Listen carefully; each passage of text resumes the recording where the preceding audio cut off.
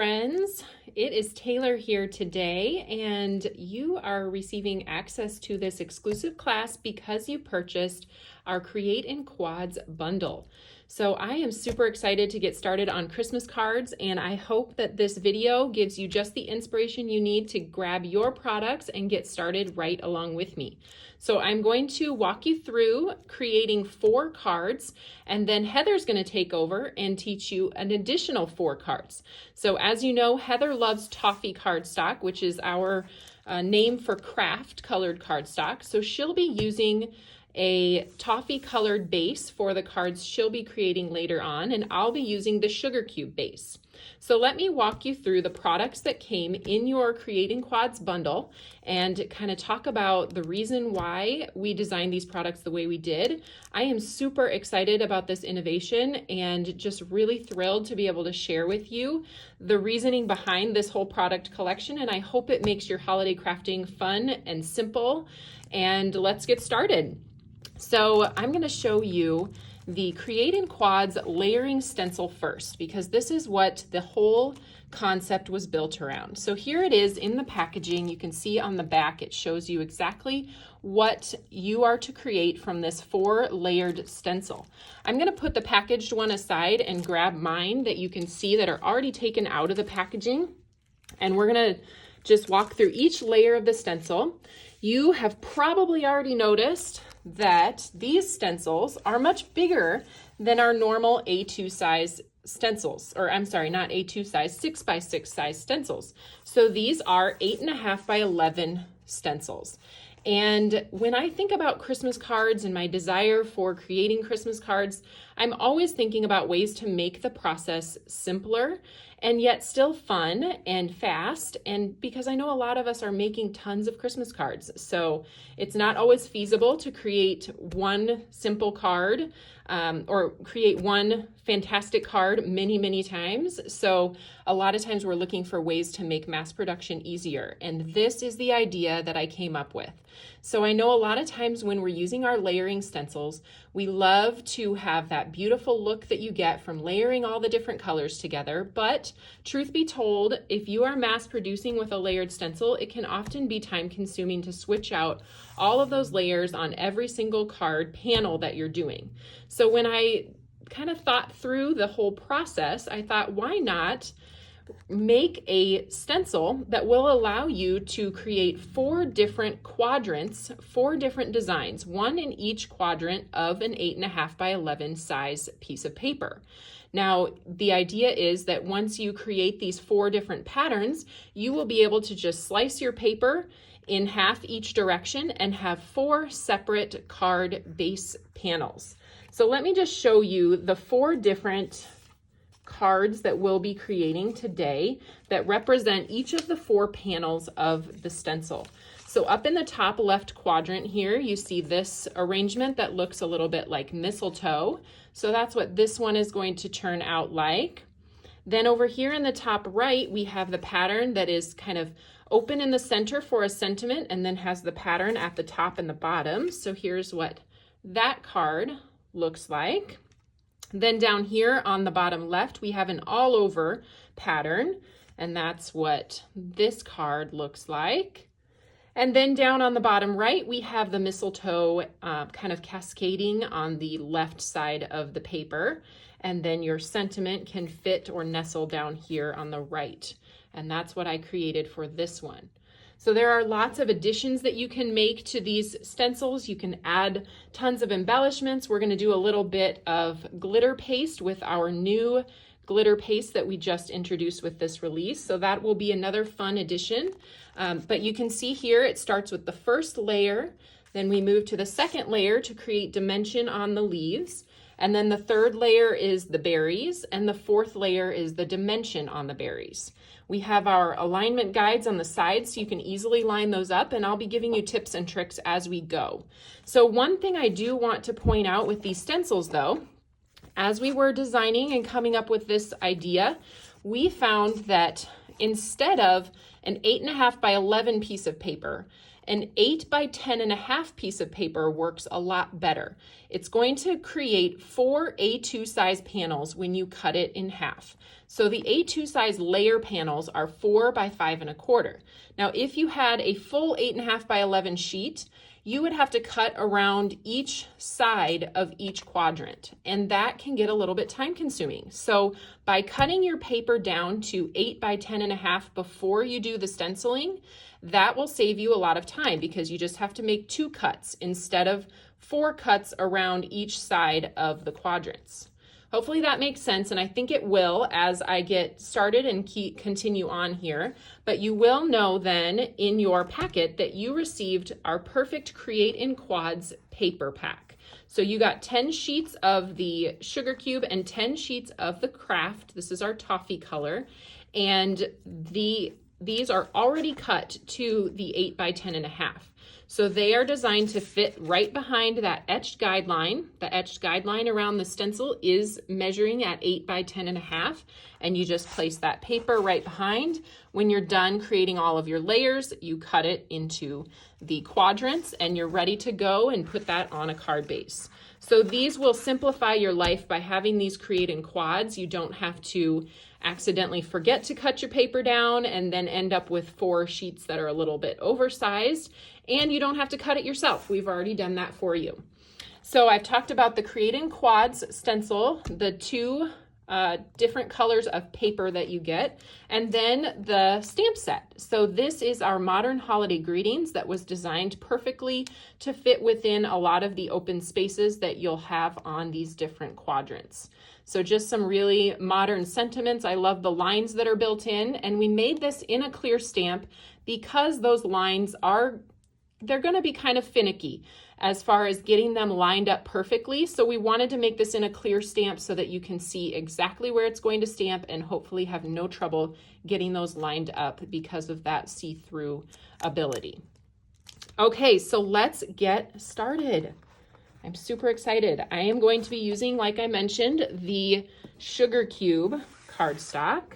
So I'm going to grab 1 sheet of that. Now, if you were to do all 10 sheets here, you would end up with 40 cards, which I think is quite amazing. And we are going to start with that first layer. So if you're not familiar with our stencils, they are etched in the bottom corner with tailored expressions and then the item number. So this says TESN 174-1. So that's going to be our first layer. And we're going to want to place that right behind those etched guidelines that I showed you that are all the way around the outside. Now, if you've joined one of my exclusive classes before, you guys know this is a craft along session. So I will stop and start. I will forget things, which I have just come across the first thing that I have forgotten to bring with me to my station today, and that is pixie spray. But you are definitely going to want to use pixie spray with this stencil. You can see it has some intricate pieces that can lift up as you're doing your blending. It is not... It is one of those more intricate stencils that you want to definitely use pixie spray. So I'm going to go grab my pixie spray. I will be right back.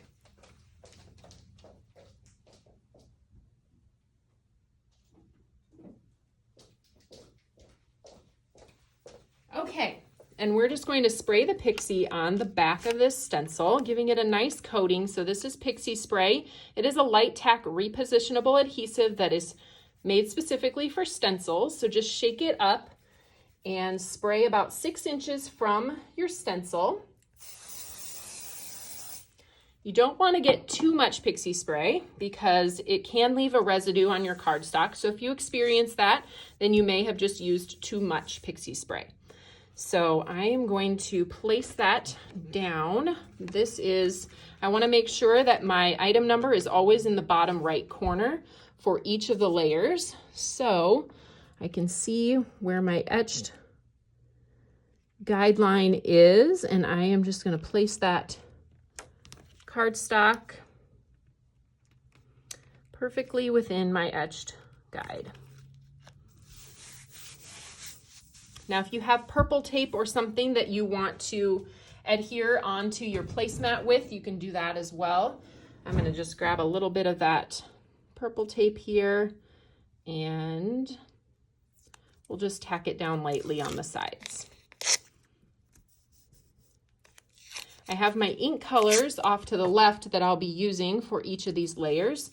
So the first layer is going to be the lighter green, and I am going to grab the cilantro for that. I have my blender brushes here, so I'll grab my green blender brush and we can just start by blending this this is the most detailed or the most open layer that we have on this particular stencil design. So just a nice circular motion. There's no need to cover these kind of solid spaces of the stencil. You can just stick to the areas where there are openings. And you will see that I am going to mark over here is one of those alignment squares. So I am going to mark that so that the next stencil that I switch to, I can see that alignment guide and perfectly line up the next layer with that.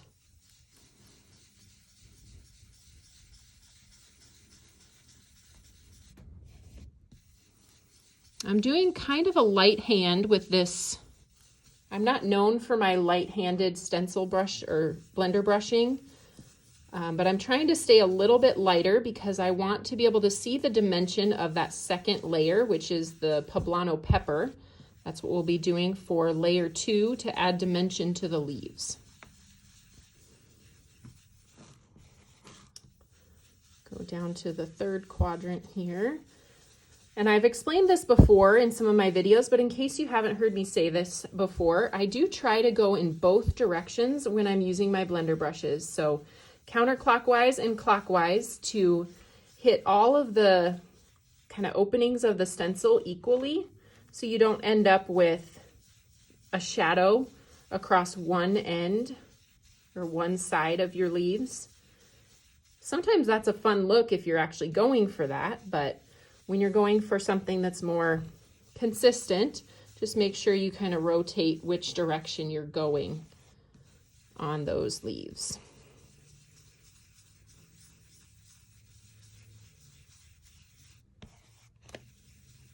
Almost done.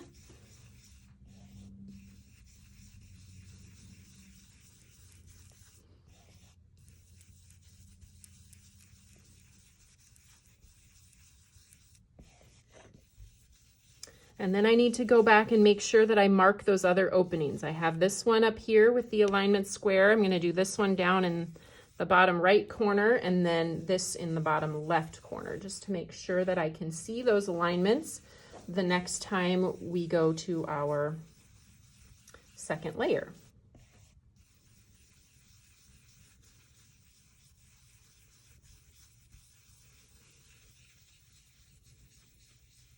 Okay. I feel pretty good about how that looks. So let's remove that layer of the stencil and we'll add our detail layer of the leaves. We can reuse this purple tape with the next layer. Remove this. Now let me give you guys a tip. Because this stencil is a little bit more intricate, you see those places that are not connected there? It is going to require you to be very careful when you wash it. So you don't want to do rubbing across it, because those little areas with any kind of point, you can kind of grab with whatever you're rubbing. If it's a paper towel or a baby wipe, it can grab and bend that area fairly easily. So to wash this, what I would recommend is a flat surface, whether you have maybe a countertop. Typically what I do is I will lay it on the countertop. I use the bathroom here at the studio to wash my stencils. So I'll lay it flat on the countertop, spray it with my Stamper's Spritz, and then I lightly take my finger and just kind of spread the Stamper's Spritz around until it has come clean, and then I just run it under water. When I go to dry it, I pat. So pat your stencil dry. Don't try to rub it or press it. Just kind of lightly pat over the top of your stencil. And that is kind of the cleaning process that works best for this first layer, because it is the most intricate layer and has some very detailed parts that can easily get bent if you're not careful. So be careful with that first layer when you wash it. Now let's move to the second layer. This is going to be the TESN 174-2, and we're going to make sure that we're in the same spot as the other. We'll line it up over the top. Am I in the same spot? Yes, I am. No, I'm not. Okay, got to turn my cardstock around. And then we're going to use that alignment guide again. And you can see how the leaves are going to fall in place. So start to pay attention to those leaves as you're lining up your cardstock over the top. And you will see that I am not using a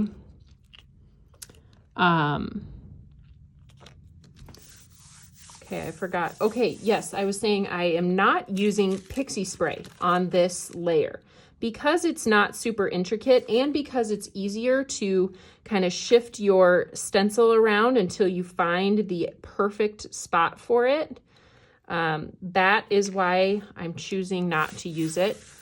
It has not as intricate of openings in this particular design, and so I don't find it super necessary to have the pixie spray, and I like being able to have the ability to shift it around more. So now that I have that in exactly the right spot, we're going to continue with the Poblano Pepper. This ink is kind of a tealish blue, like a dark greenish blue, and so I like to use this navy blender brush. I find that when I use a green blender brush, it tends to change the color of my bristles to a very dark color that I don't really prefer for my green. So that's why I use my navy blue brush for the Poblano Pepper.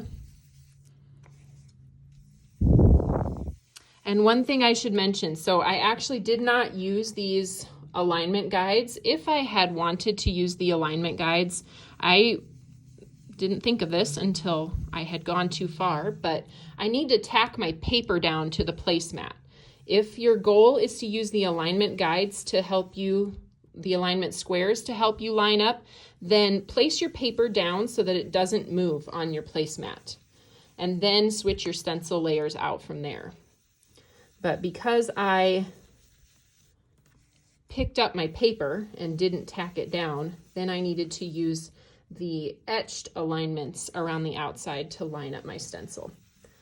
But we've given you both options for squares or the etched alignment guides. And it's pretty easy to see when the stencil pattern falls into place that you've got it where it needs to go. It's fun to see this all come together and to get something different in each quadrant. So you're not just stenciling the same thing over and over again. We're going to get 4 different panels from this one layering stencil. Okay, so that layer is finished. Put my ink lid back on and we'll pull that up and you can see we're getting somewhere. Let me hold this up into the camera a little bit closer. You can see what that looks like.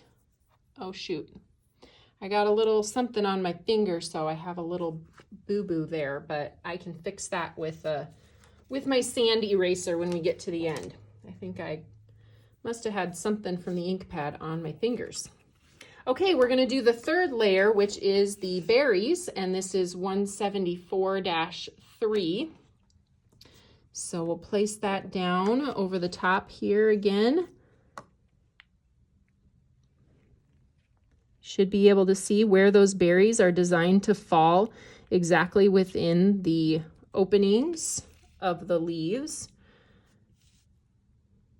And then I'm going to use watermelon ink to blend across the stencil to get kind of a berry look. Now, if we're getting technical, technically mistletoe has white berries, like the actual mistletoe that you meet me under the mistletoe, and the kissing mistletoe has white berries. However, there have been many images online with red berries, so I thought we could call this mistletoe, but if you prefer to think of it as a modern holly instead of a mistletoe, you can certainly do that.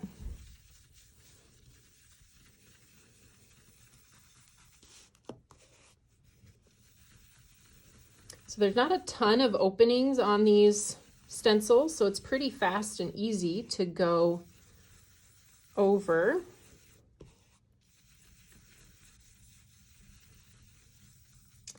And get all of them filled in pretty quickly.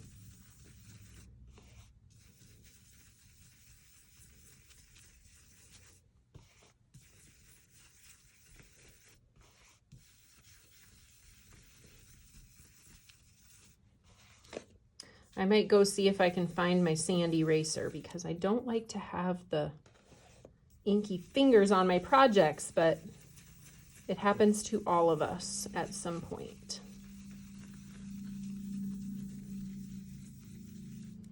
Okay, so there's the full berries. We'll take that stencil layer off, and you can really see those patterns come together now. We have the last and final layer, which is the detail layer for the berries. So this is going to create dimension. This is 174-4. I'll place that down, and on this layer, I am going to do glitter paste. So let me see here. Once I get the stencil in place,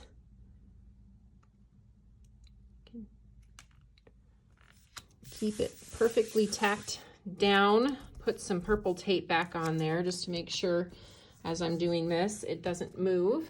Then I'm going to grab my glitter paste here. You can see how pretty that is. Super glittery. I love this stuff. And then I have my Nuvo Media spatula, so I'm just going to take a little dollop of that, and I'm going to work starting up here at the top.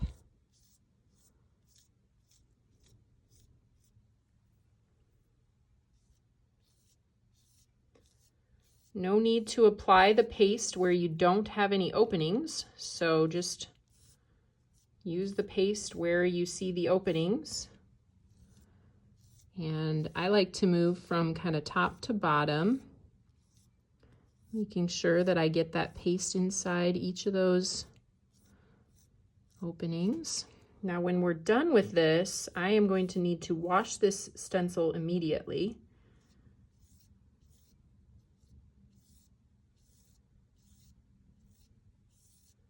Because if you let this glitter paste, it's like a glitter glue.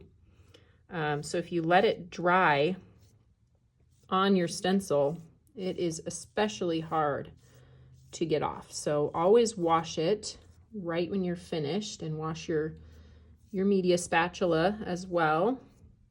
Although that's one of the things I love most about this media spatula in particular is it's made from silicone, and so it's really easy to get clean even if the product dries on there. Super easy to just kind of flakes off of that silicone. Silicone is like a non-stick surface. Okay, so when you guys saw me pull out or open the jar, it had this little kind of protective cover on it. You're gonna wanna keep that. Don't throw that away. Keep that and place it back down over the top to kind of seal off so that your paste stays nice and new and doesn't get dried out. Okay, so let's pull this off, and then I'm going to push pause for just a second while I go wash this stencil. Oh my goodness, it's so pretty. Okay, can you see that sparkly glitter layer on those berries? If it catches the light just right, I think that adds so much. It's such a small detail, but it's going to add a lot to this project. So hold on just a second. I'm going to go wash this stencil. I'll be right back. Okay, I got my stencil washed, and I gave this a little bit of extra time to dry. So if yours isn't quite dry yet, then you might want to hit pause and continue on with me once your panels are completely dry with that glitter paste. I did want to show you one thing because this is like a little magic trick that not everybody always knows about. So you guys remember that little smudge that I had over on the side of my cardstock here from that Poblano Pepper ink that I had on my finger? Well, I went and grabbed my Mono Sand Eraser. If you don't have one of these in your collection, you need one, because anytime you get that little ink smudge, as long as it's not super large or soaked into your cardstock, if it's just kind of a little fingerprint, just rub this over the ink mark and it takes it right off the top of your cardstock. So basically what this sand eraser is doing is kind of rubbing off the top layer of cardstock, so it doesn't feel quite as smooth over here on the left, but whoever receives your card will never know that there was an ink stain there. So super useful and handy tool that I use all the time. Mono Sand Eraser. Okay, so we have our panels finished and they are dry, and now it's time to cut them. And as I mentioned at the beginning, because we have this paper sized perfectly at 8 by 10.5, we can cut this into quarters with just 2 quick cuts. So I'm gonna grab my paper trimmer here and we're gonna cut in half at 4 inches.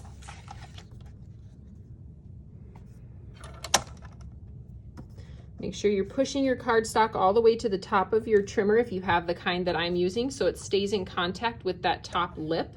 And then I always press my blade from bottom to top, and that helps keep the top of the paper in contact with the top of the paper trimmer. Okay, so now we have these 2 pieces that are now 4 by 10.5, and we need to cut them in half at 5 1/4. So I'm gonna open up my little arm here, and 5 1/4, found it. There we go. And we have perfectly portioned these so that you have an even border around the outside. As long as you follow the alignment guides and had your paper at the correct size, this is the only cutting you need to do. So makes it super easy, simple, and you're ready to go with finishing off your card panels. Of course, you can go crazy with these. You can really decorate them. You could add red pearls. You could make this into a shaker card with the full pattern in the background. You could add gold drip drops, but I want to keep these simple because, one, I plan to mail them, so I don't want them to be too overwhelming for the mail. But we have, let's grab our sentiment set. So this is the one I showed you that came in your bundle. This is the Modern Holiday Greetings. I'm going to be using the Merry Christmas and Happy New Year, the All is Merry and Bright, Wishing You the Joy of the Season, and what was the last one? Meet Me Under the Mistletoe. So those are the 4 sentiments I'll be using. I grabbed those off of the panel. I only need my Oreo ink now, so I'm going to get the rest of the ink colors out of the way, and I need my Misty. Okay. So I do already have my black foam pad in here because these are clear stamps, so I need that extra cushion. And then I have my Tailored Expressions Misty grid paper, so I can, if I want to, align these within the openings. I am just going to put it down in the bottom corner and hold it with the magnet.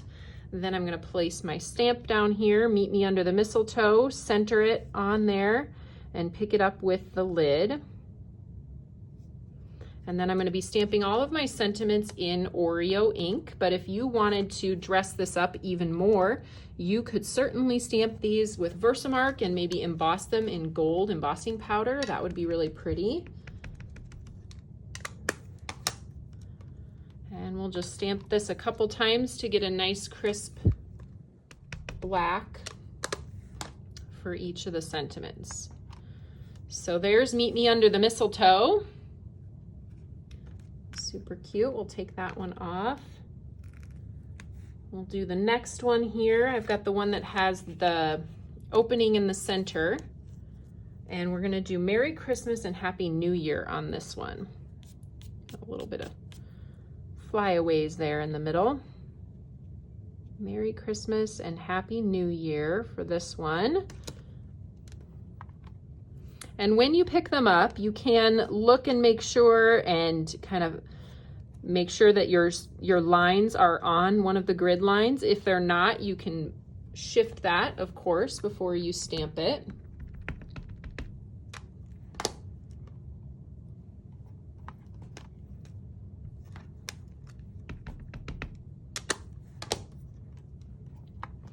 Okay, second one is finished. Let's move to the third one, which is that cascading mistletoe down the left side, and I'm going to use the All is Merry and Bright sentiment for this one. We're just gonna nestle that kind of up in the, within some of the little branches here. I'm super excited because I made 4 cards before the class just to make sure I knew the direction I was going to go during class today. And now when I'm finished here, I'm going to have 4 more cards. So that's already 8 cards for Christmas.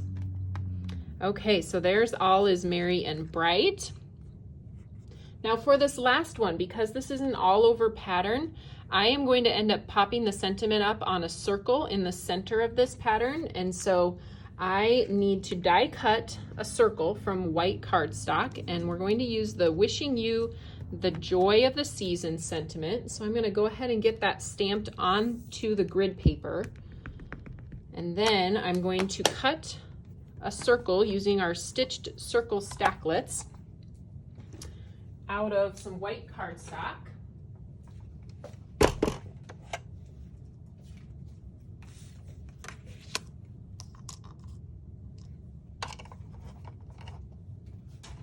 Okay.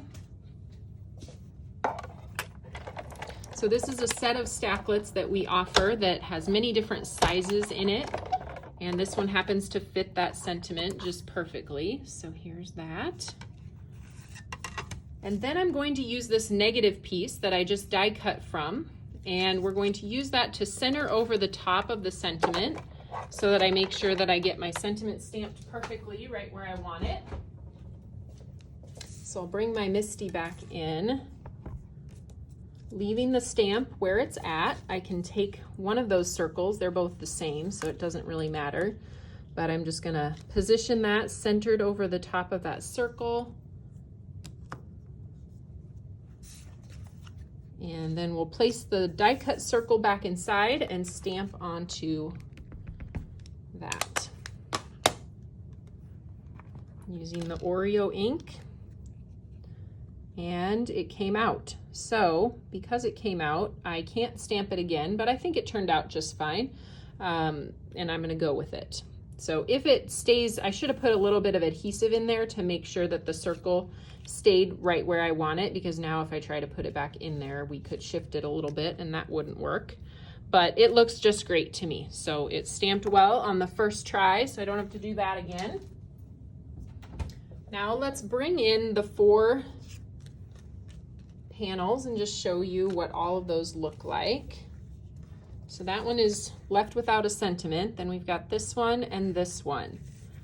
Now I decided I wanted to add something additional to these. You could certainly just stop right here and put these on card bases, but I've been having a lot of fun with our A2 thin frame stacklets. Well, actually they're not stacklets, it's a cutting plate.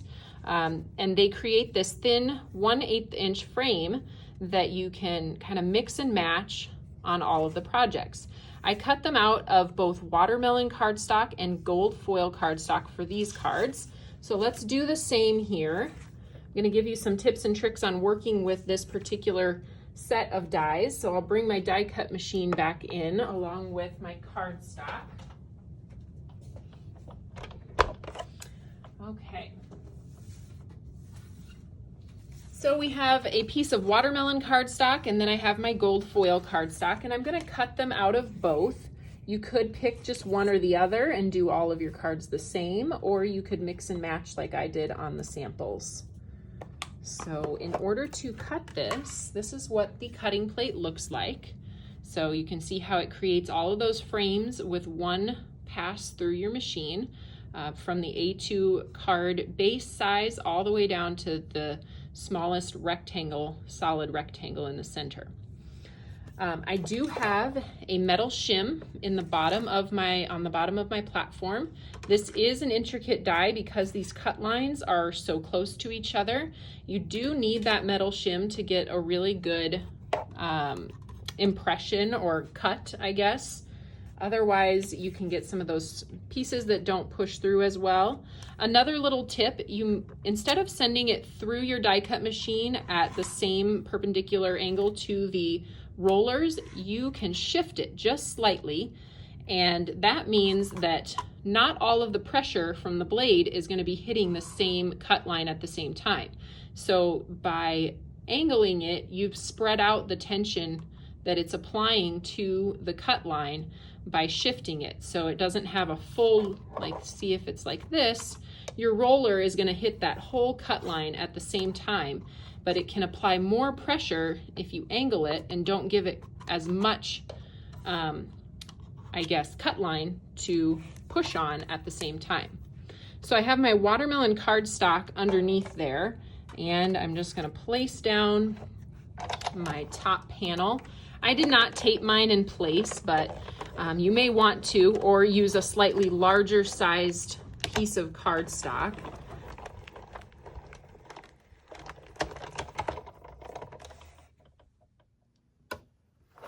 Okay, so once that is sent through, you can see the cuts that I get from this cutting plate. It's all the different sizes of the frames, and you can break them apart and use them on your different projects.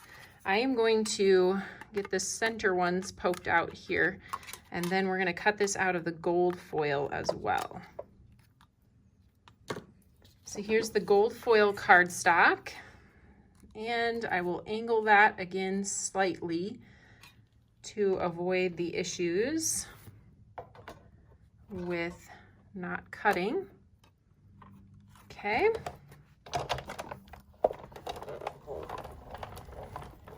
I usually send it back and forth.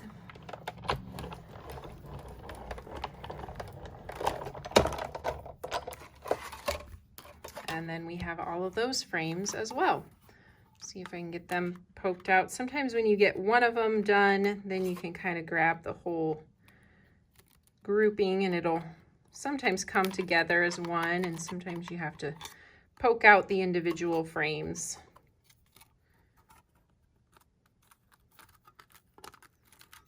I'm going to set those in the pile over here.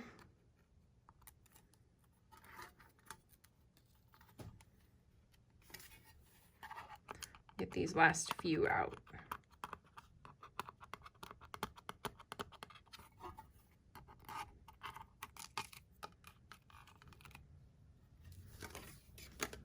Okay, so now that we have all of the frames cut, basically all we have left to do is cut our card bases and get them adhered together.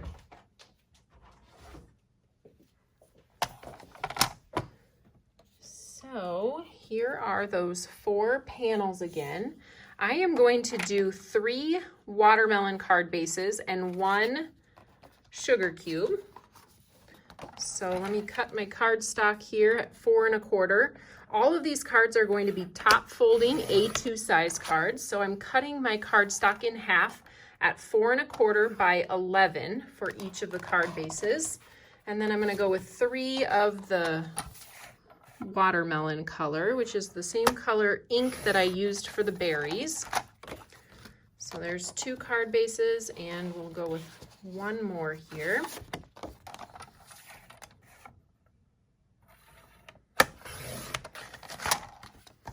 Then I have my Score Pal. I'm going to score these at 5 1/2. Fold them and give them a nice crease. I should have grabbed my Good Bone folder, but this one will do. I do love my Teflon bone folder, so if you haven't tried one of those before, we do have that at the Tailored Expressions store, and it gives such a nice crease Such a better crease than like this plastic bone folder that comes with the machine or the tool here.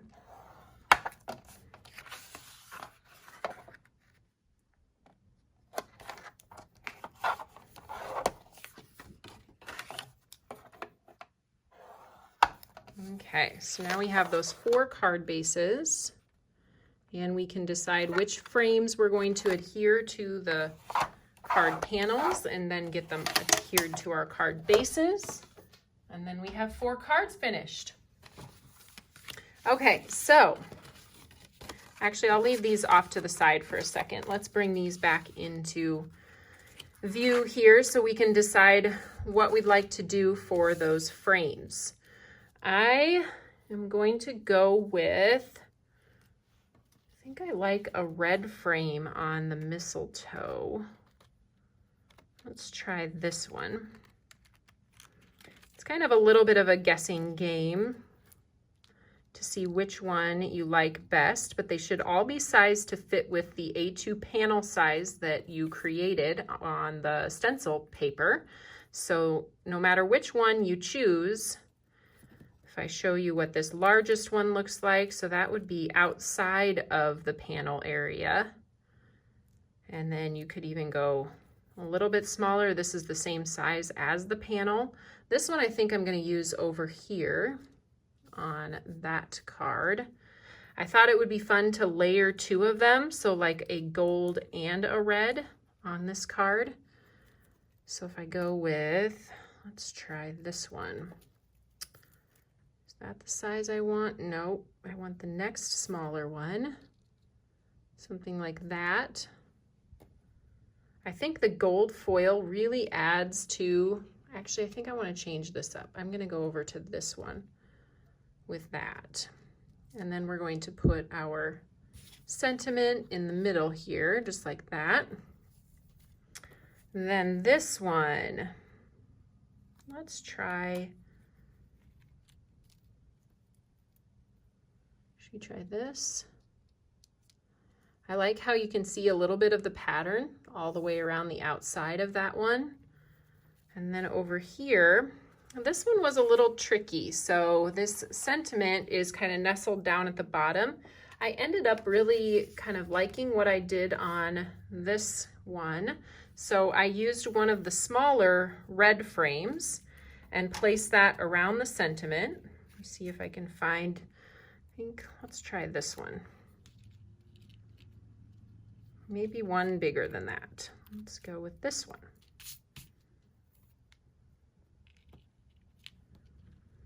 And then I placed a gold frame all the way around the outside so it would cover up the right side of this red when I adhere those together. So you can just kind of see the frame on the sentiment there and then the gold frame. So to adhere these, I'm going to use liquid glue. And if you wanted to, you could cut this with an adhesive backing already on it before you die cut it. So that would avoid the liquid glue process. I'm going to use my Tombow Mono Multi. I know everybody has a different glue preference. I really like the Nuvo Deluxe adhesive as well. So if you're looking to try a new liquid adhesive, those would be my 2 suggestions.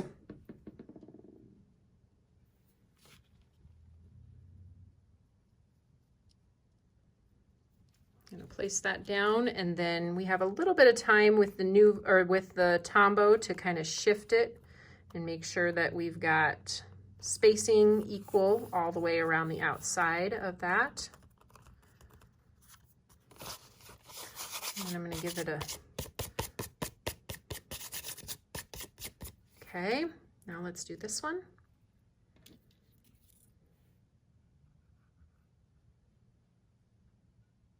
Do you guys have a favorite pattern?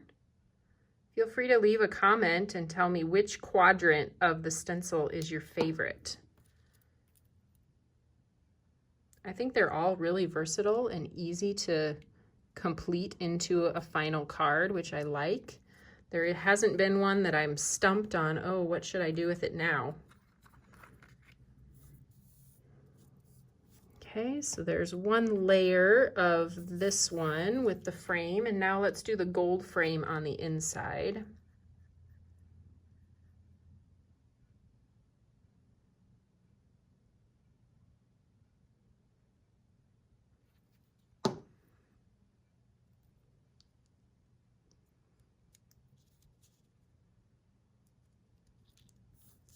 You want to be really careful when you're using this foil cardstock that you don't get too much adhesive, because the minute you get adhesive on the gold portion, it really dulls it, makes it look very dull.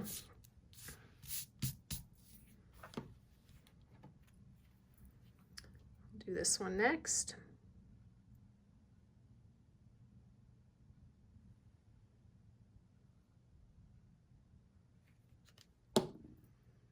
And then a couple more for the last one. This one I like because it covers up the top of the kind of where the mistletoe is hanging, and it looks like your mistletoe, it cuts off right where you want it to on that one. Okay, then just this one left. So we'll place down our smaller red frame first, and then the gold frame.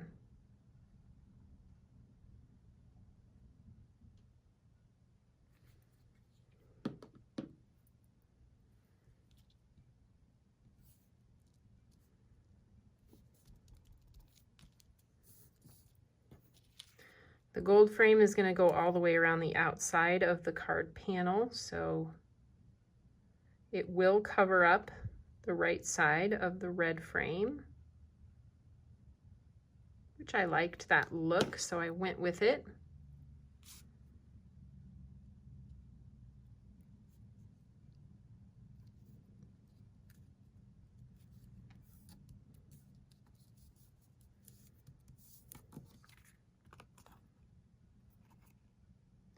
Shift it over just slightly to make sure that it's covering. Okay, so we have 1, we have 2, we have 3, which I need to adhere that sentiment down in the center, and we have 4. So let's do the sentiment next. I have some foam. I had some foam. I will go get some.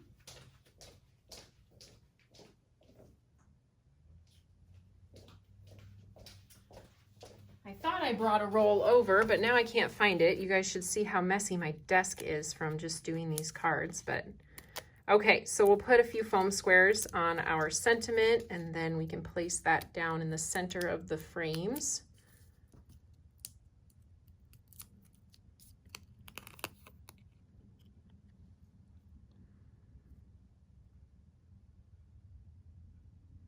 Okay, and now we just have card bases. So I'm going to do red card bases on all of these 3 panels, and then because this one has the red around the outside, I'm going to do the sugar cube card base for that one. So you can see a little bit of whatever card base color you've selected, you'll see a little bit of that around the outside of your A2 layer panel that you created with the stencil.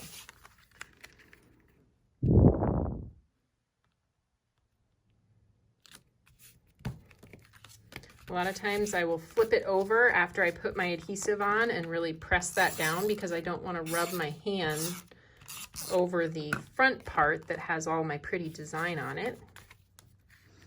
So a lot of times I will stick it into place, just lightly, flip it over, and then press that adhesive fully into place.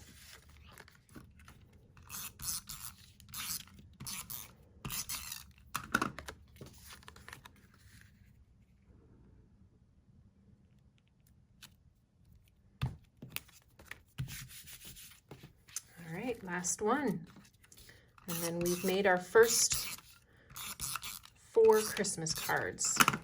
Actually, my first 8.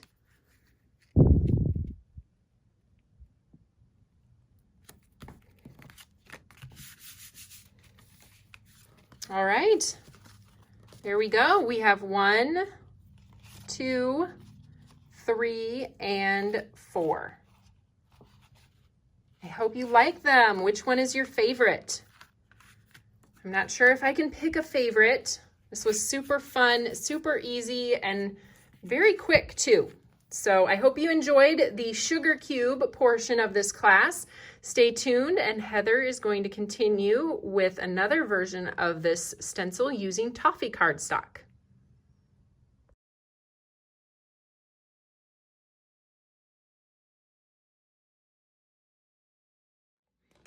Hi everybody, it's Heather Nichols, and I'm going to be showing how I created this set of 4 cards using the Create-in-Quads Mistletoe layered stencil set, and also the other items that are included in the class bundle. There's some other supplies I'll be using, and you can feel free to use the same products as me, or you can substitute colors or other things that you have in your own stamp collection. So we're going to start with the Create-in-Quads Mistletoe layered stencil set. This is a set of 4 stencils. These stencils are 8.5 by 11, and so you're going to be able to stencil 4 cards at one time, which is going to be fantastic for creating and mass producing Christmas cards or holiday cards. So I'll show you how to use those. I'll be doing it on Toffee cardstock. And then my sentiments are done with the Modern Holly Greetings stamp set. This is a clear stamp set. For ink colors, I will be using, I'll have chocolate truffle ink for my sentiments, and then for my stenciling, I'll be using avocado, olive, sugar cube, and sea salt ink. To do my stenciling, I'll be using my blender brushes. I have my white blender brush here, and then 2 other blender brushes from the original set.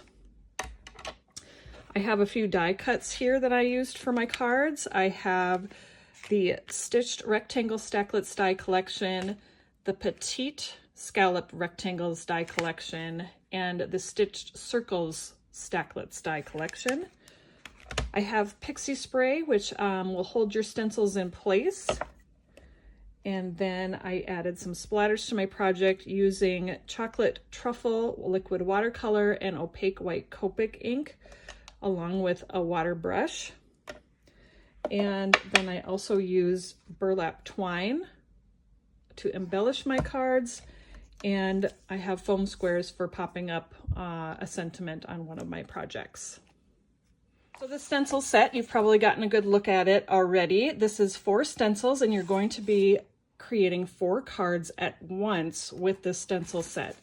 And there's a mistletoe image on there and some different variations and the berries, and you can layer these all together with color, and it's one of those things where the image comes to life and you're an instant artist. So let's get started.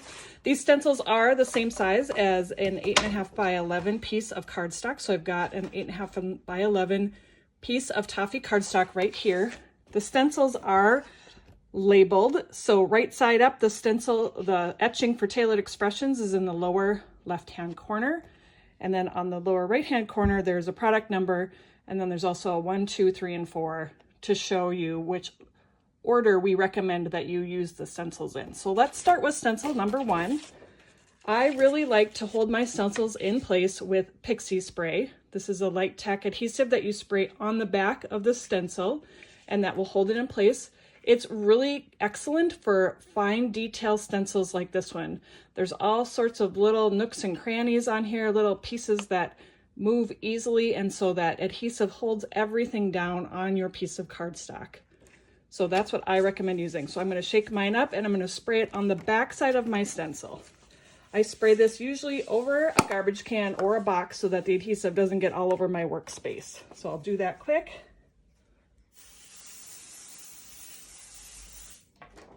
And then I give that a few seconds to dry.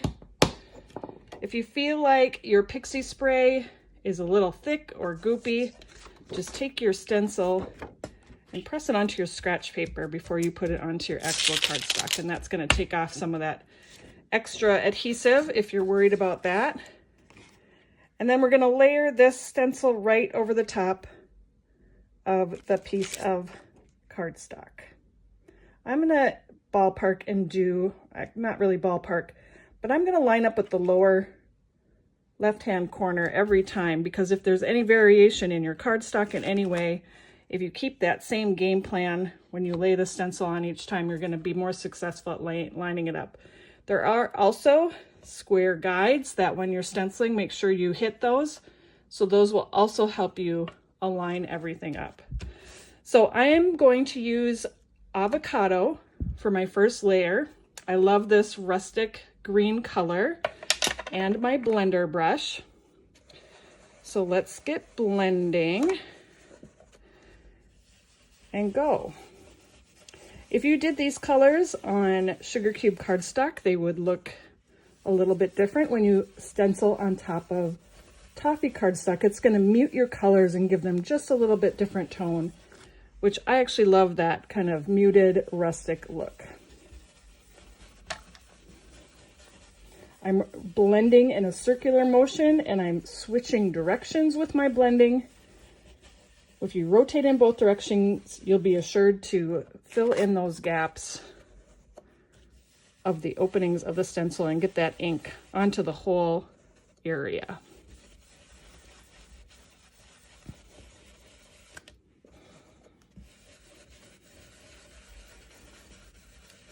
This quad stencil set is going to be great for mass producing your cards, especially, think about it, we'll have 4 done at once.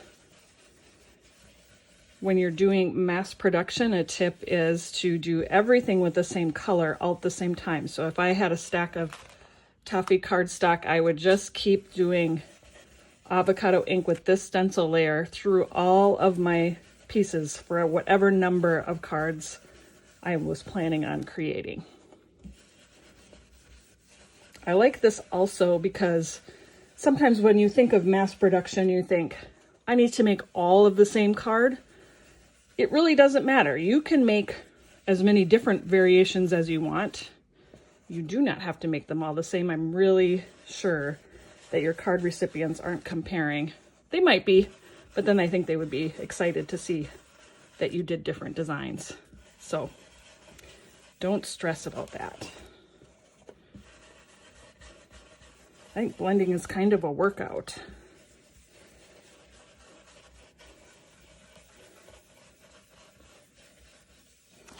All right, and then one more here.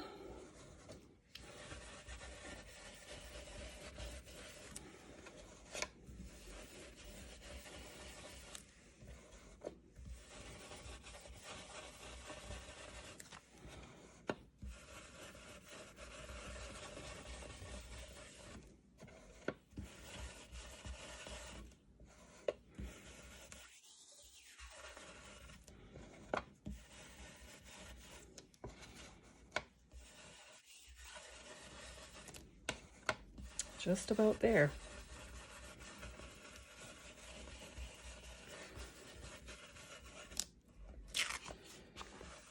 All right, I think we've got it.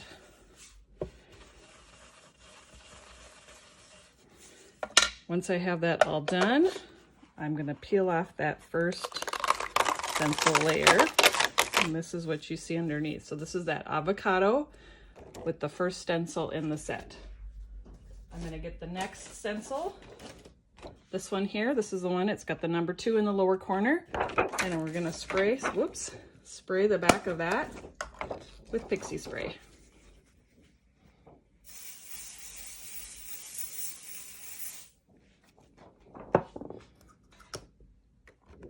Again, I'm just going to give that a few seconds to dry, that pixie spray on the back. And I'm just going to press it down on my paper just to make sure I don't have any extra sticky going on. And I'm lining that up with the lower left-hand corner of my cardstock. And I'm also paying attention to those registration squares. I did not hit this one with ink, but I did get this one and this one. You can also peek at your images here, because this is going to be shading that's going to be covering up the leaf. So just if you are not lined up with the image, you can see right through that stencil. Just kind of pop that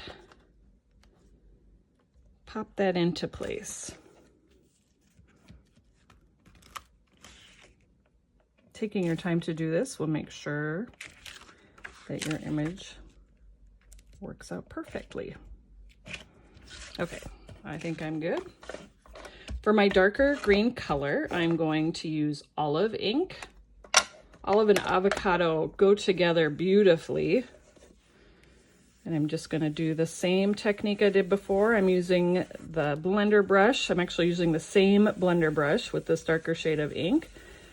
And I'm working my blender brush in both directions to make sure that I fill in those openings on the leaves. This is gonna go a lot faster with the second stencil because these openings, there's not as many to fill in as on the first one.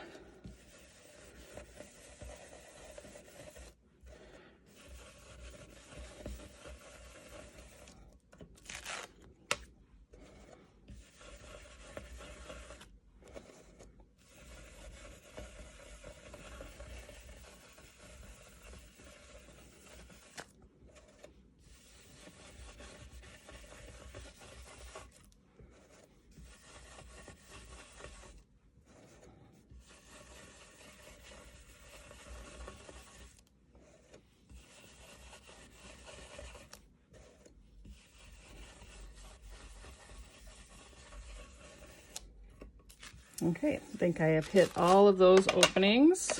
I'm going to peel that back to reveal the leaves with the shading on there. I love it. And now we're going to add the third stencil, which is the berries, the first part of the berries. Now, traditionally, mistletoe is actually, it has white berries. And I know that the other examples that you've seen with this stencil have red, and you can do whichever color you would like. Toffee is excellent for using with white ink or sugar cube ink, and so that is what I'm going to do.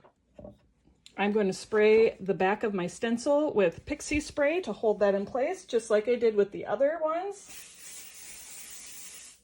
Get a layer of that on there. Set my brush aside up here. Just kind of get that excess stick off of there. And now I'm going to line up with that lower left-hand corner again and look at my registration marks that I did make. And you can see through the stencil, these berries are going to fall right at the ends of the stems. So you can look there as well. So there's a couple different ways to kind of check to make sure everything is lining up where you would like it to line up. All right, we're going to use sugar cube ink and a white blender brush. Sugar cube ink is a thicker, more paint consistency type of ink. Pigment ink sits on top of your cardstock versus dye ink, which soaks into your cardstock. So it's just a different type of ink. It's more opaque, so you can see it on top, versus if the white had soaked into the cardstock, you would not see it as well. So it's definitely thicker on your brush. If you have the white blender brush, you definitely will want to wash it out every so often. I like when it has a lot of ink in it because it, to me, helps get that ink distributed on my project that I'm doing, but there is a point where it definitely needs to be rinsed out. I typically have just used water and the little brush scrubbing tool that we sell, and that works perfectly to get that cleaned up.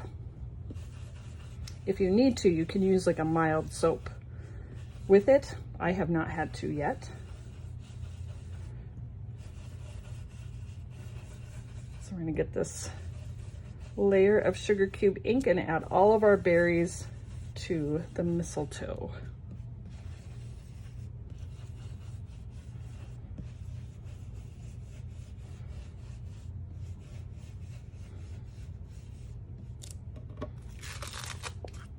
Kind of make sure I'm evenly distributed.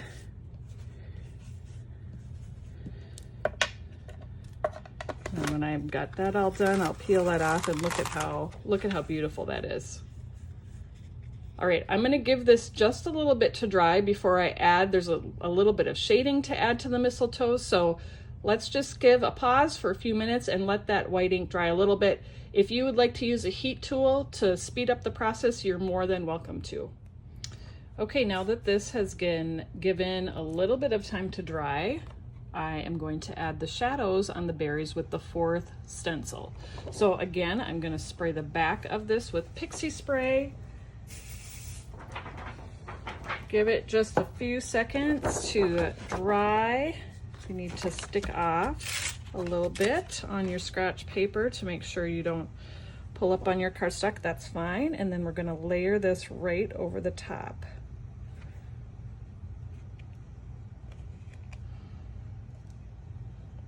Again, you can see your images through the stencil, and so you can use those as a guide to make sure that you are lined up along with the registration marks on the stencil. To shade the white, I'm going to use sea salt ink. So I just wanted just a light gray color. So I've got my gray blender brush. I'm just gonna go through and add just a light shadow with sea salt ink.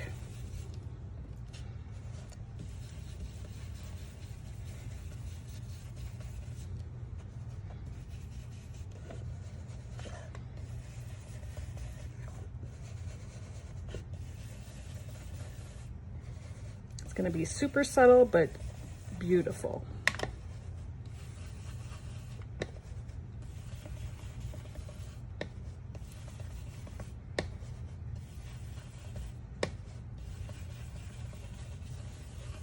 Don't forget to have your brush go in both directions to make sure you are filling up your entire opening on your little shadows. These little openings, some of them are tiny, so make sure you're filling them all the way in.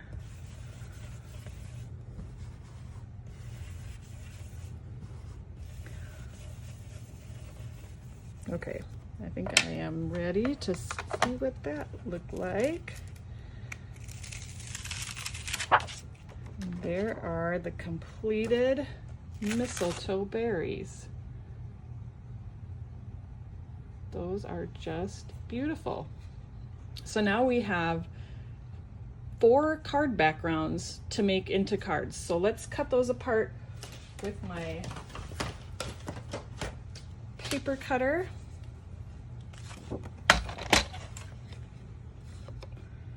I cut these at 4 1/4 this way,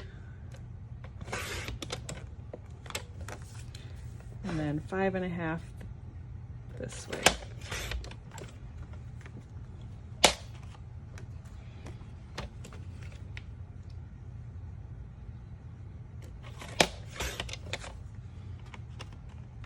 Now there definitely is some space here around the outside edges, and so I'm going to choose a die to cut out. You could either just use your trimmer and trim down so this will mat onto an A2 card front, or you can use a die like the stitched rectangle stacklets, the Petite Scallop rectangle stacklets. Those would be really nice for cutting these out. One other thing I want to mention about the stencils is when it comes time to clean off your stencils, and I'm not going to show that here, but I just want to point this out. These stencils have a lot of delicate details, so when you're wiping down your stencils, be very, very careful because these will bend very easily. So lay it down, probably do more patting than rubbing to get your stencils clean so that they can be just as beautiful for your next time that you create with them. Okay, so we're going to cut out these background designs using the largest die in the Stitched Rectangle Stacklets die collection. So, and I actually pulled my Petite Rectangles Stacklets die collection because I want to do, I think this will look pretty to do a layer of the little scallops coming out from behind. So we'll cut that next, but first we'll cut out the background. So I've got my Big Shot machine here.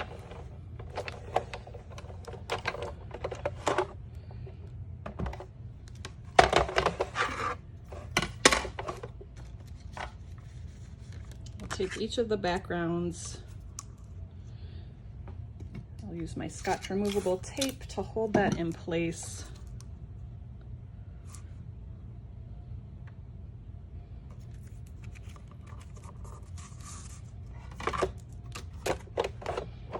and run that through my Big Shot machine.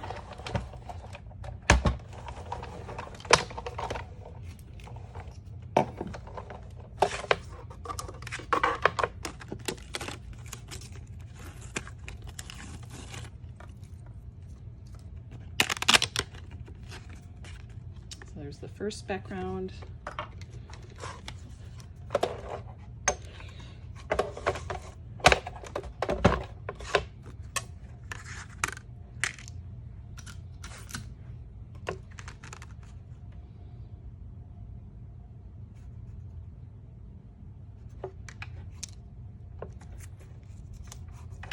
Hold that in place with Scotch removable tape again. I'm using that same piece of tape. You can reuse it several times.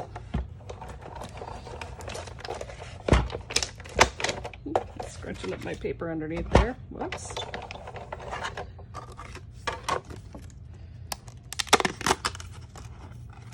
Here's that second background cut out with that die.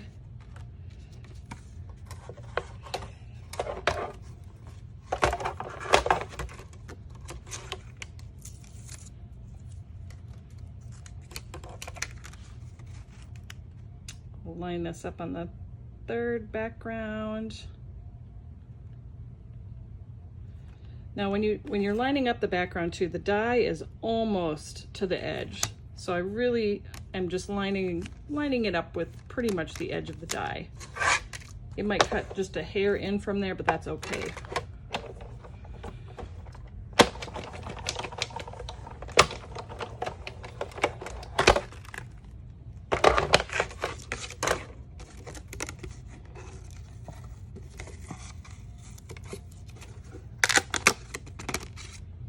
Third background and one more.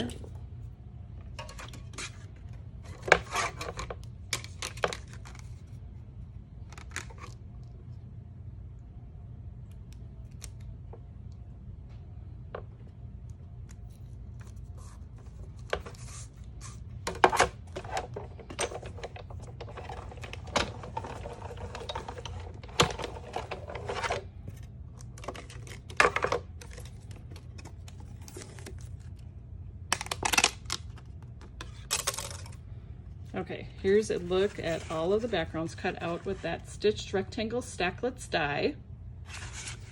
I am going to add a few splatters to these before I move on to the next step. Now this is totally optional. I love adding splatters to my project, especially on my Toffee cardstock to give me that beautiful rustic look. I am going to use chocolate truffle liquid watercolor, and also you can use either sugar cube ink, but I really am liking the Copic Opaque white ink. My jar looks a little bit different than what you can buy in the Tailored Expression store, but it is the same stuff. And then I will grab a water brush.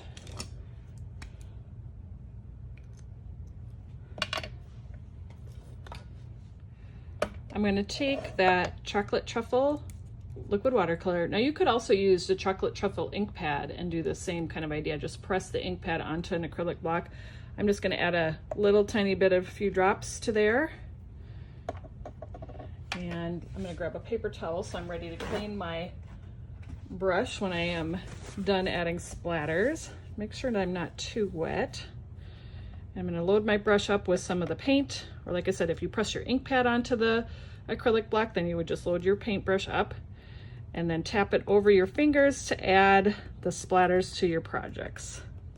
It just adds a little bit of extra rustic charm and detail. Okay, and then I'm just going to rinse my brush out so I can change to the white ink. So you could use your sugar cube ink and either put a few drops of ink refill on here or press your stamp pad right onto the acrylic block. Like I said, I'm using the Opaque white Copic ink. So I'm just going to pick that ink up right with my brush. And the same thing, tap it right over my fingers. I really like the bright white speckles that you get with the Copic Opaque white. I'm feeling pretty pretty good about that. Now, if you have white ink on your paintbrush, whether it be sugar cube ink or the Copic Opaque white, really rinse that out well, because the ink is going to dry. It can really clog your brush up otherwise. So like this brush has a little squeeze to push the water through, so that's what I'm doing there. So it depends on the kind of brush you have. If you're using a regular paintbrush, really rinse that out in your water and get that white ink out.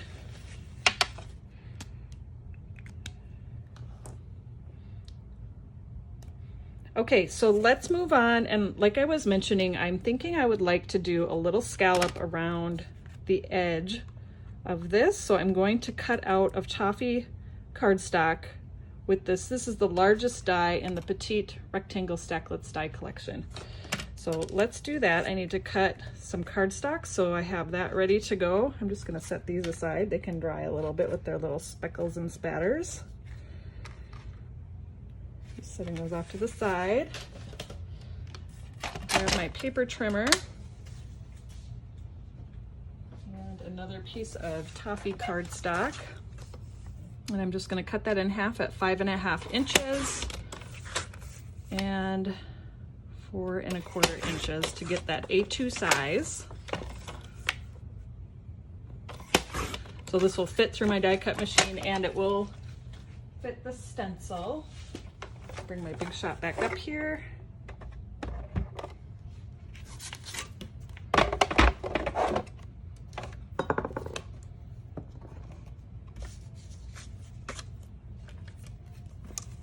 And we're going to run that through and cut out 4 of the scalloped shapes.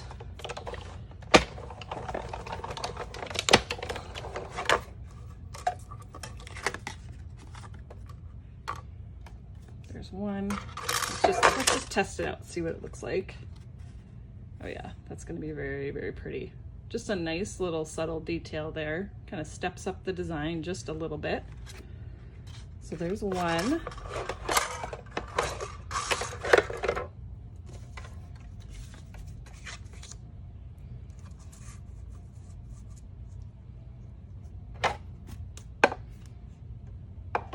Now, if you're mass producing cards and you want them to be a little bit faster, you might leave this step out. You might not use splatters, but I like to add just a little bit of extra.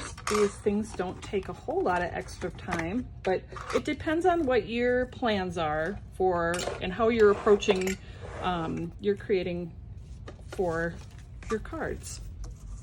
There's no rules here.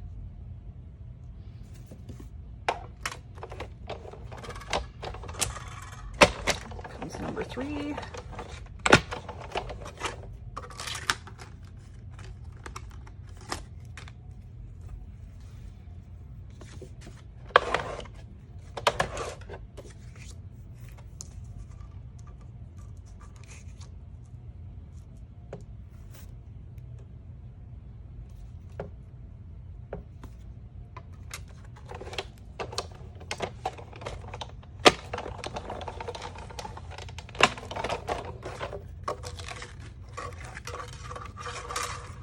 Number 4. So I'm going to go ahead and attach these right together. I'm using my Scotch tape runner to do that.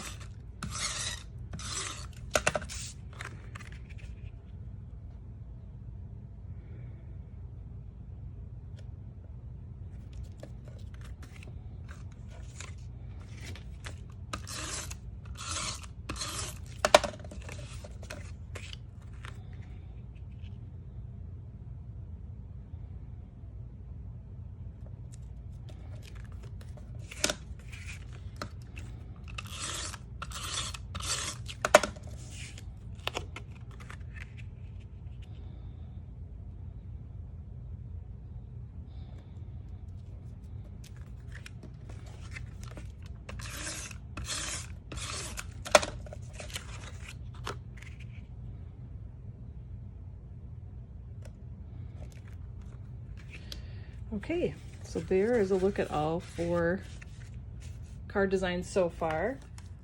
Next, I'm going to add sentiments to my cards, and I'm using the Modern Holly Greetings stamp set. This is a clear stamp set. I'm going to do this with my Misty, so when you're using clear stamps in your Misty, you need to make sure that foam insert is in there. And I think I'm going to pick a different sentiment for each card. There's some really nice ones. I love the classic design of all of the sentiments in this set.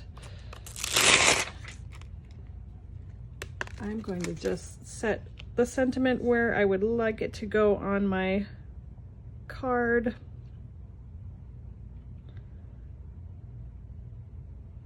Make sure it's straight.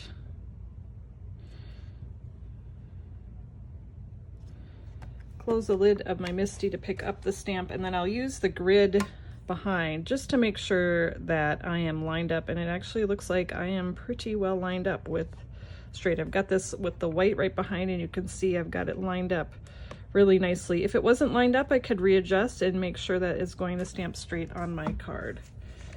I'm going to stamp my sentiments with chocolate truffle ink, so I'll ink that up. For sentiments, I don't generally use the Just Press tool.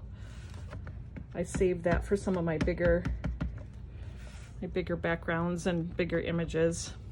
I've got that stamped twice, and I am liking how that looks. So there is that sentiment on there. Let's see, for this one, take this one off. I'm going to choose the Peace and Joy one, this Wishing You Peace and Joy, and have that set, I think, right down here. Let's see if I can get that straight. Let's see how well I do this time.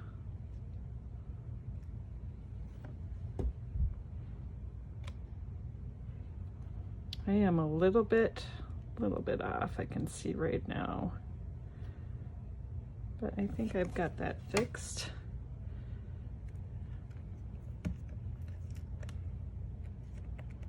Got it running right along that grid line on the Misty, so that should be good.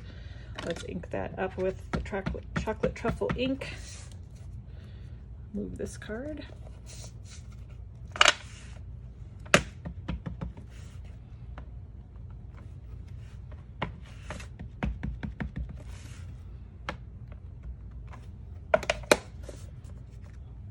There's that one.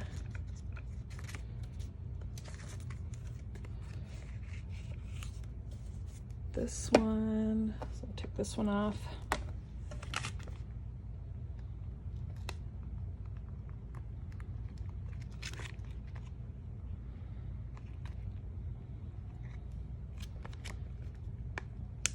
Love and joy come to you. Have that right underneath.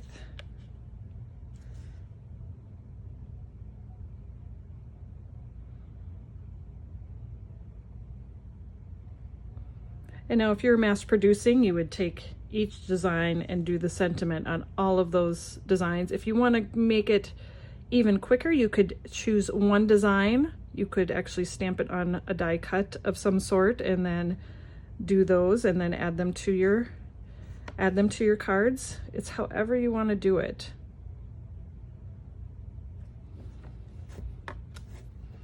Make sure this one is straight.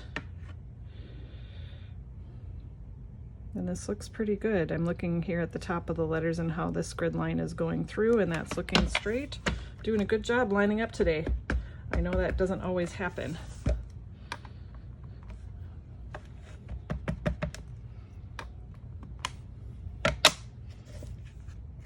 And there is that one. Here's a look at all four with a sentiment on. Oh, I actually have to do this one. So this one is a busier background, so I'm not going to be able to stamp right directly on because I think that sentiment will get too lost in that design. So in this case, I think I'm going to do it on a piece of Toffee cardstock and then cut it out. So I am going to do, there's one that's like All Is Merry and Bright. I have just a scrap of A2 size cardstock. You can use other scraps that you have of the Toffee, and I'm gonna just set that right there. Now this isn't gonna be like, it has to be super straight for this because I'm gonna cut this out. I think I'm gonna cut it out with a circle die. So I'm gonna stamp this with that chocolate truffle ink on the piece of cardstock. Put this back in the stamp set. And then I am going to use the Stitched Circle Stacklets die collection. I think, is this too small? This might be just, actually right, I think this one would be too big. I'm thinking I want that littler one. So I'm gonna get that lined up and taped into place.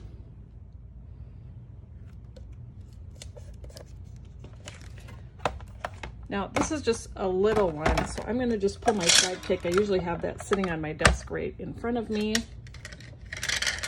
This is easy for cutting out a small little piece at once. I'm just gonna trim this across with a pair of scissors so that it will fit. Do my lockdown. It doesn't hold on to the grid paper real well, but it does enough to just kind of get it to go through. So we'll just send that through.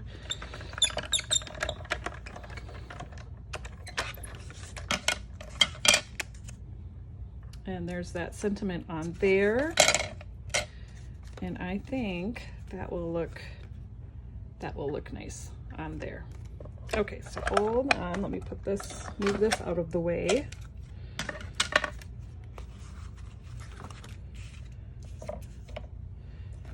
And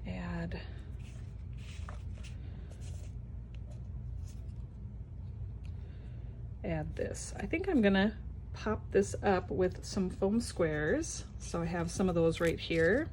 You could definitely put it directly onto the card as well. I'm just going to put it in this lower right hand corner.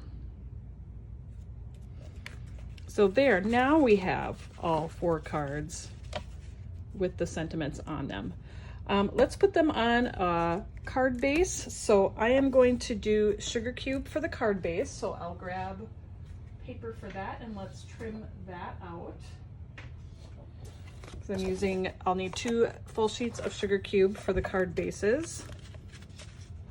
Just gonna set these aside and get my paper trimmer. And I'm gonna trim these so it's a top fold. So I'm trimming these at 4 1/4.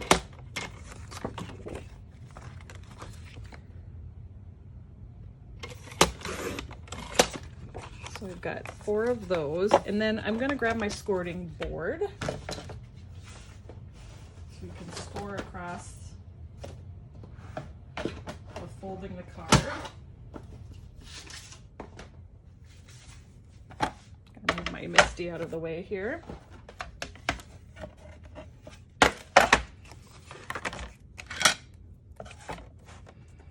And so when I'm doing a top fold card, so I've got it 4 1/4 by the 11. So we're going to score at 5 1/2, which is right here.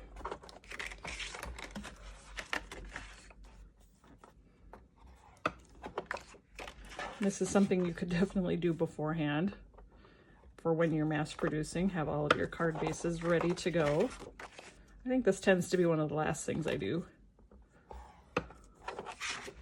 Okay.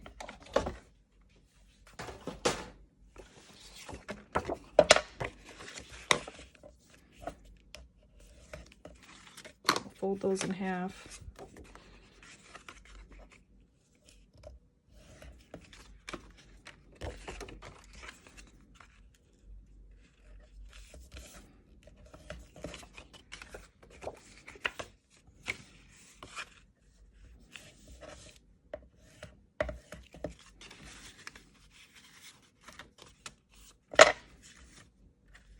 We could attach these right to the card front. So I'll grab my tape runner, attach these to the card front.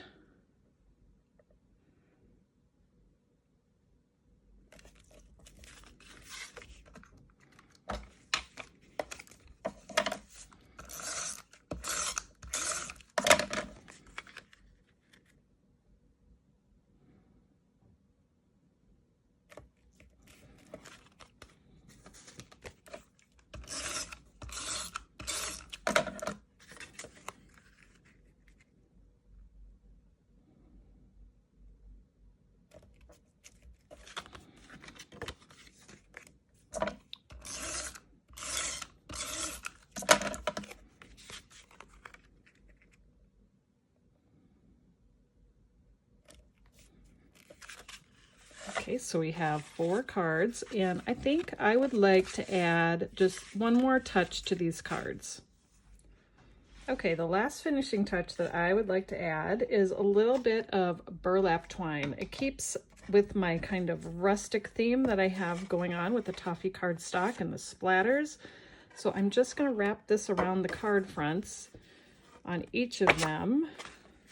I'm going to go around twice. I'm always really generous with my twine too, because first of all, you get a huge roll when you order. It lasts you forever. And I hate getting caught with just a tiny bit of twine when I'm trying to tie a bow or whatever I end up doing. So I think I'm going to have the bow, even though it kind of seems like maybe it should be over here, I think I want the bows kind of off to the side. And I'm just going to tie a bow. I don't have like a magic formula for this, except that I just kind of play with it afterwards to kind of get it the direction that I would like it to go. The size and the direction.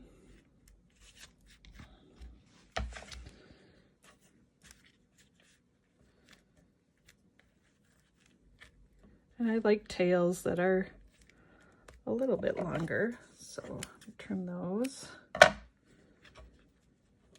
So I don't have anything super dimensional on my card design, and so these will be pretty great for mailing. The bow might be a little bit as far as like tucking it into the envelope, but it's not going to add that extra bulk that an embellishment that was very tall would add. So let's see, this, I think this one I know I want to do it on the top as well. So again, I'm just going to wrap that around twice just to give it a little something something.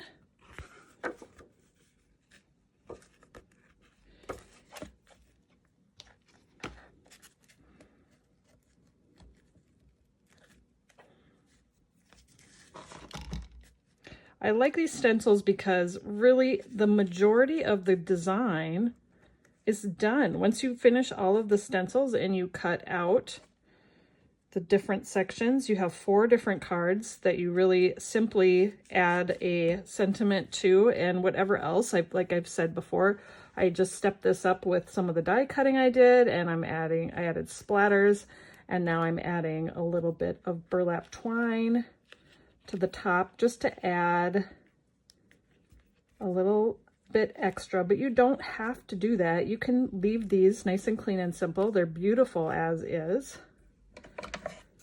I'm liking the twine on these. You know how when you are adding something to a card and you just know that this was definitely the right choice. Okay, on this one, I think I'm going to put the bow more down here. Let's see if that makes sense.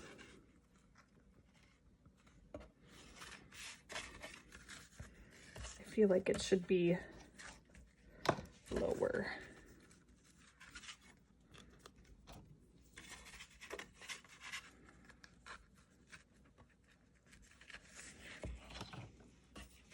You could also use a thin ribbon. We have that metallic twine in the Tailored Expressions web store. That would be beautiful as well if you wanted more of an elegant touch to your project, just to add that extra shimmer and shine.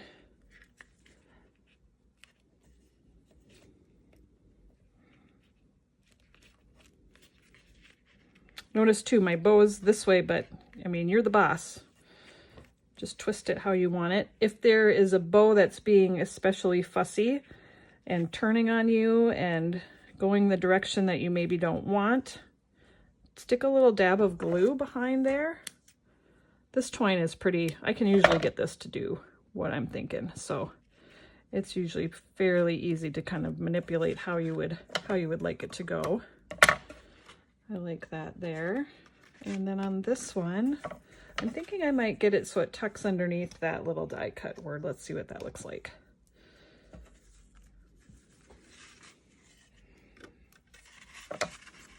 Because I have just one foam square behind there, so I can add that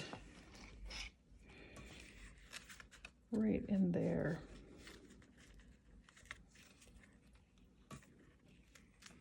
Now you could go back and you could add sequins or drip drops or something like that as well if you'd like, or you can leave it as is. Like I said before, there's no rules here with exactly how this is supposed to go. I actually am not super happy with that, so I think I'm going to do this one at the top too. So we're going to just slide this all up.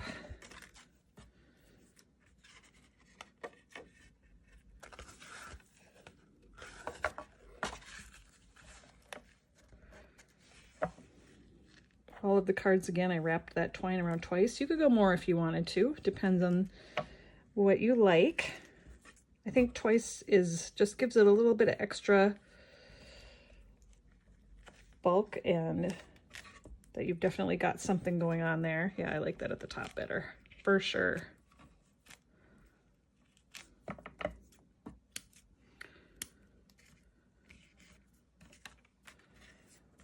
So there's that. Now I'm debating if this one should be at the top, just like all of the other ones. And I'm thinking it might, so I'm just gonna slide this up.